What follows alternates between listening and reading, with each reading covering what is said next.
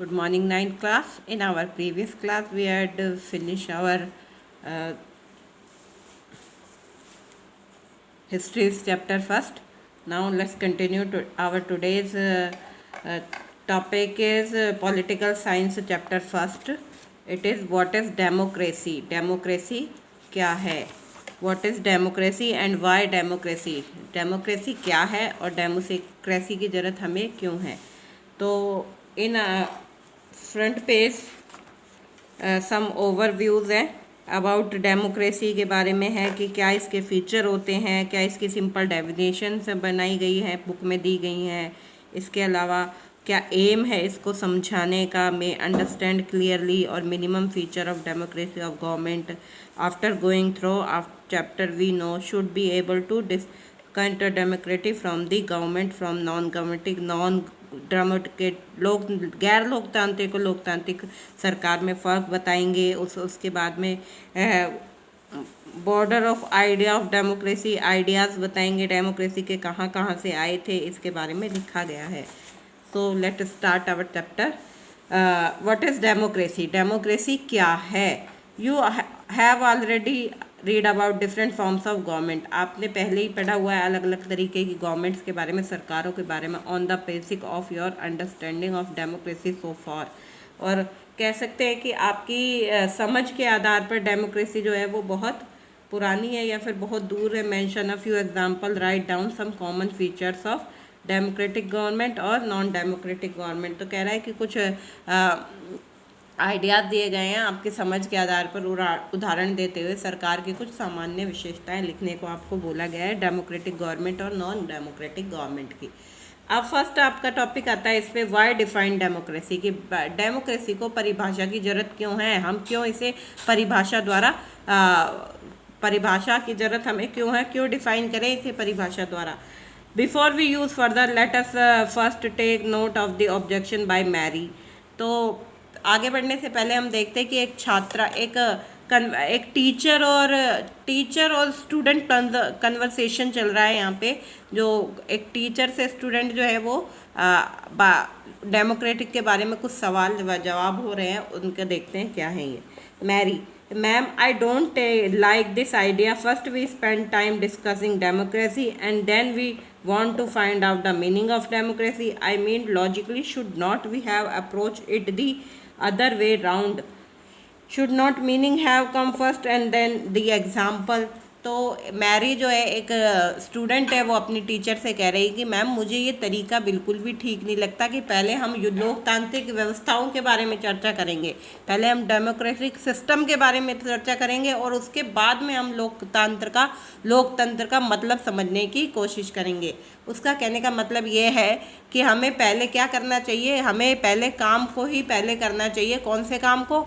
लोकतंत्र की परिभाषा पहले समझनी चाहिए और उसके बाद उसकी व्यवस्थाओं को जानना चाहिए। क्या ऐसा ठीक नहीं होगा? वो अपनी टीचर से पूछ रही है। तो उसकी टीचर है जो कि लिंग दो मैडम है, वो बोल रही हैं, I can see your point but that is not we reasoning of in every day life. We use word like pain, rain और love. Do we wait to have a definition to these words before we use them? Come to think of it, do we clear definition of these words? It is only using a word that by understand its meaning. अब उसकी teacher कह रही है कि आपकी बातों में बिल्कुल दम है, आप मैरी आप बिल्कुल सही कह रहे हो, लेकिन आप जब हम कोई काम सामान्य जीवन में करते हैं, जैसे कि हम पेन वगैरह का यूज़ करते हैं, बरसात से को प्यार करते हैं, बरसात हमें अच्छी लगती है, तो हम उनका शब्दों का, बरसात, पेन, इन शब्दों का उपयोग करने से पहले क्या इनकी परिभाषा जानते हैं? नहीं जानते हैं ना। पहले हम इनका यूज़ करना सीखते हैं, परिभाषा बाद में जानते हैं। तो ज़रा सोचो कि हमारे पास इन शब्दों की बहुत ज़्यादा स्पष्ट और सर्वमान्य परिभाषा नहीं है, क्योंकि शब्दों का, लेकिन हमने इन शब्दों को जैसे जैसे उपयोग में लिया तो हमें इनके अर्थ के बारे में हम जानने लगे हैं। Mary: but then why do we need definition at all? तो फिर मैरी पूछती है कि फिर भी परिभाषा की ज़रूरत ही क्यों है? हम तो सिर्फ यूज़ करके, जैसे हमने पेन का और बारिश का को देखा है, जैसे हमने उपयोग किया है, वैसे ही उसकी डेफिनेशन अपने हिसाब से बैठा ली है। तो हम फिर लोकतंत्र को भी यूज़ करके देखेंगे, क्यों उसकी डेफिनेशन को समझे। तो फिर मैडम बोलती हैं We need a definition only when we come across the difficulty of in use a word. We need a definition of rain only when we wish to distinguish it from, say, diesel or cloudburst. The same of true of for democracy. We need a clear definition only because people use it different purpose, because very kind of government call themselves democracy. अब उसकी teacher कह रही है कि हमें परिभाषा की ज़रूरत इसलिए पड़ती है जिससे हमें क्या है, शब्दों का उपयोग करने में परेशानी होती है. जब हमें किसी शब्द का उपयोग करने में कोई परेशानी होती है तभी हमें उसकी परिभाषा की ज़रूरत पड़ती है. हमें बारिश की परिभाषा की ज़रूरत तभी होती है जब हम बूंदाबांदी और बादल फटने जैसी स्थिति और सामान्य बरसात में फ़र्क करना होता है. और लोकतंत्र पर यही बात जो है वो लागू होती है. इससे हमें क्या पड़ा, हमें इसके लिए स्पष्ट परिभाषा की ज़रूरत इसलिए है क्योंकि लोग इस शब्द का प्रयोग जो है अलग अलग अर्थों में करते हैं. बहुत सी अलग अलग सरकारें ऐसी हैं जो खुद को लोकतांत्रिक कहती हैं लेकिन असल में वो लोकतांत्रिक का हिस्सा नहीं है. फिर एक और स्टूडेंट है रिव्यांज, वो बात कर रहा है. Ma'am, I can suggest something, we don't need to look any definition. I read some work and the democracy come from a Greek word democratia. In Greek, demos means people and kratia means rule. So democracy is ruled by people. It is the correct meaning. Where is the need to debate?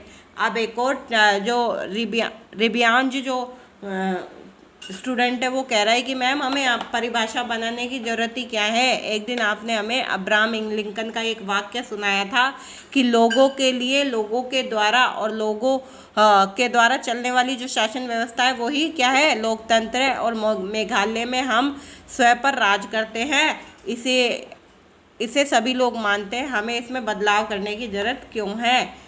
मतलब कि Greek word से लिया हुआ शब्द है demokratia. Demos का मतलब होता है पीपल और क्रेटिया का मतलब होता है रूल, लोगों के द्वारा शासन.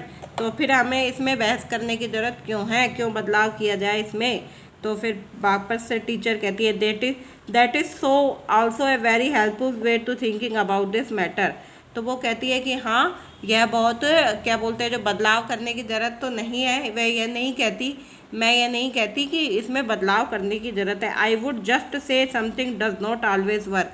लेकिन मैं ये कहना चाहती हूँ कि परिभाषा जो है, मुझे भी ये परिभाषा बहुत अच्छी लगती है, लेकिन हम इस मसले पर खुद से विचार ना करें जब तक यह तय करना मुश्किल होगा कि लोकतंत्र जो है वो सर्वोत्तम परिभाषा है. A word does not remain tied this origin. Just think of computer, originally the use of computing, that is to say calculating very different mathematical sums. They are very powerful calculator, but now these days a few use of computer or computing sums. They use it writing, design or listening to music and watching film. Word remain the same, but their meaning can change with time. In the case, it is not very useful to took the origin of the word. अब ये teacher कह रही है कि computer का उदाहरण देते हुए बच्चों को समझाना चाह रही है कि देखिए कि हम जो है कंप्यूटर का यूज़ करते हैं.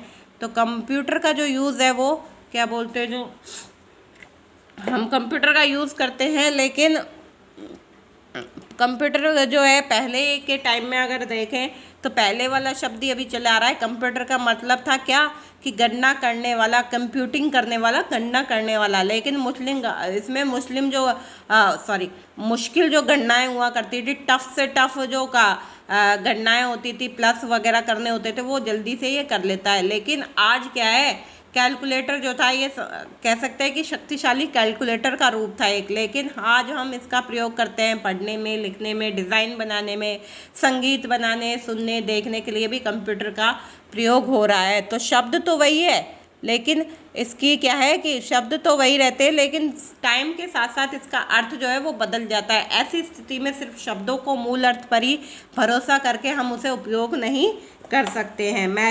Ma'am, so basically what you are saying is that there is no shortcut for our thinking about the matter of ourselves. We have to think about its meaning and evolve a definition. तो फिर Mary कह रही है कि ma'am आपके कहने का मतलब यह है कि इस विषय पर खुद को सोचने का कोई शॉर्टकट नहीं है, इसका अर्थ और गौर करना होगा और इसकी परिभाषा हमको क्या करनी होगी, गढ़नी होगी, परिभाषा में बनानी होगी अर्थ पर गौर करते हुए. तो फिर टीचर कहती है you got me right, let us get on with it on now. तो टीचर कहती है कि आपने बिल्कुल सही कहा, आपने सही पहचाना, एकदम सही, आओ अब इस पर आगे काम करते हैं। तो अ सिंपल डेफिनेशंस, एक साधारण परिभाषा देखेंगे हम किसकी, डेमोक्रेसी की। Let us back to our discussion on similarity and different among government what are called democracies। चलिए देखते हैं डिफरेंट क्या है कि लोकतांत्रिक बताने वाले, दावा करने वाली सरकार और समानताओं और असमानताओं में जुड़ी हुई सरकारों के बीच में। One simple factor common of all democracy is the government is chosen by people.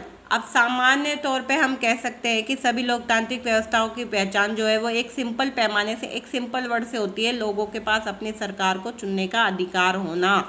यह क्या है, लोकतंत्र है। We could the start with the simple definition, democracy a form of government which is the rule are elected by the people. तो लोकतंत्र जो है, हम एक सरल परिभाषा से शुरुआत करते हैं कि लोकतंत्र जो शासन है एक ऐसा रूप है लोकतंत्र जिसमें शासकों का चुनाव कौन करते हैं, लोग करते हैं।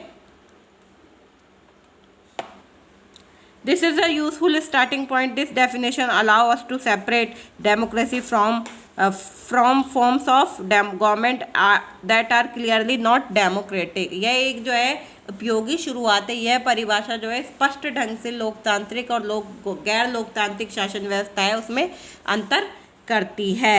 The army ruler of Myanmar were not elected by the people. Those who happened to be control of army became the ruler of the country। जो ये म्यांमार के सैनिक शासकों का जो चुनाव लोगों ने नहीं किया, जिन लोगों का सेना पर नियंत्रण था, वही क्या हुए, देश के शासक बन गए। Those who happened to be control the army became the ruler of the country. People had to know say it in this decision। Dictators like Pinochet, Chile are not elected by the people। अब जो है लोग जो है इसको, ये जो सेना के जो मेन प्रमुख थे वो क्या बन गए, शासक बन गए। इसमें लोगों की कोई किसी भी तरीकार की शासक के फैसले लेने में लोगों की कोई भागीदारी नहीं थी। पेनोशे चिले में एक जैसे तानाशाह का चुनाव लोग नहीं करते थे, यहाँ पर भी यही वाला सिद्धांत था। दिस ऑल्सो अप्लाई टू मोनार्चीज, और ये जो है वो राजशाही पर भी लागू होता है। The king of Saudi Arabia rule not because the people have chosen them to do so, but because they happen to born into the royal family. और जो सऊदी अरब के लोग जो हैं वहाँ पे जो शासक है वो चुने नहीं गए हैं, बल्कि राज परिवार में जन्म लेने के कारण ही उन्होंने ये हक पाया है, क्या करने का, शासन करने का हक पाया है। The simple definition is not adequate, it remind us that democracy is people's rule. और जो अगर देखें कि डेमोक्रेसी की सरल भाषा में देखें तो सरल भाषा पूर्ण या पर्याप्त नहीं है। इससे हमें यह समझ में आता है कि लोकतंत्र जो है का मतलब क्या है, लोगों का शासन है। But if use the definition in the unthinking manner we would end up calling almost every government that hold an election a democracy.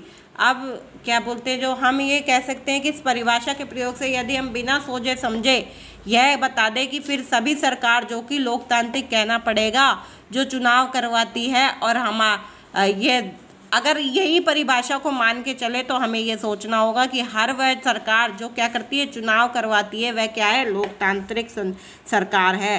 That would be very misleading as they shall out of chapter 3 every government in the contemporary world want to be called a democracy even if it not so, it is not so। that is why we need to carefully distinguish between a government that is a democracy and one that pretend to be one। अब क्या है कि जो सभी सरकार चुनाव कराती है उसे अगर हम लोकतांत्रिक कहना पड़ेगा तो हम जो है सही नतीजे पर नहीं पहुंच पाएंगे। जैसा कि हमने अध्याय 3 में देखेंगे कि समकालीन दुनिया में, मतलब कि समकालीन दुनिया में हर सरकार जो है, चाहे वो लोकतांत्रिक हो या ना हो, खुद को लोकतांत्रिक कहना या कहलाना चाहती है। इसलिए हमें असली लोकतंत्र और दिखावटी लोकतंत्र वाली सरकार के बीच में क्या करना होगा, सावधानीपूर्वक फ़र्क करना होगा।